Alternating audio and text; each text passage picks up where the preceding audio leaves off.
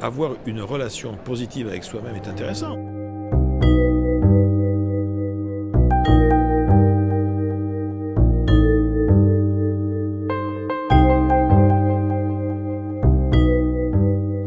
Nous sommes la personne avec qui on va passer le plus de temps dans notre vie.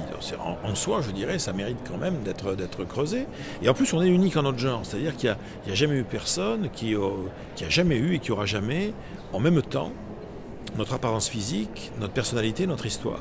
Donc, chacun d'entre nous, qu'on le veuille ou non, du plus connu au plus modeste d'entre nous, chacun d'entre nous constitue un instant unique dans l'histoire de l'univers. Ça mérite un minimum de respect. Enfin, tu vois, c'est assez banal. Je ne peux pas forcer les autres à me respecter. Je ne peux pas. Il y a des gens qui peuvent me mépriser. Je trouve pas.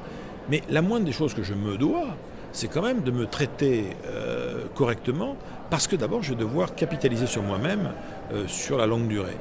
Donc c'est vrai qu'avoir une relation positive avec soi-même est intéressante. C'est-à-dire, bien sûr, la lucidité, c'est une chose.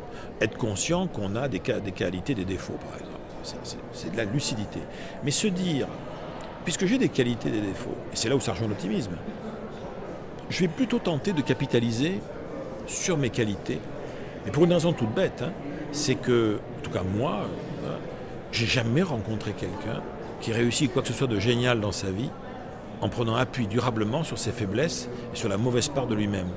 Donc ça vaut peut-être le coup de jouer cette dimension-là. Donc cette amitié avec soi-même est une belle chose. Et puis je trouve que ça rejoint des valeurs humanistes, voire même au-delà d'humanistes. À la fois d'ailleurs une espèce de continuité, tu vois, tout au long des 2 derniers millénaires, entre les valeurs chrétiennes dont nous sommes issus, ou judéo-chrétiennes dont nous sommes issus, et les valeurs humanistes.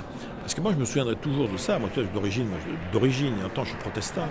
Et c'est vrai que je m'avais toujours frappé. Tu sais, quand on disait, mais tu aimeras ton prochain comme toi-même. Et mon grand-père rajoutait, attention, comme toi-même, ni plus ni moins, mais au moins comme toi-même. La moindre des choses, si par hasard tu t'aimes pas, tu vas avoir un mal fou à aimer ton prochain. Donc acte.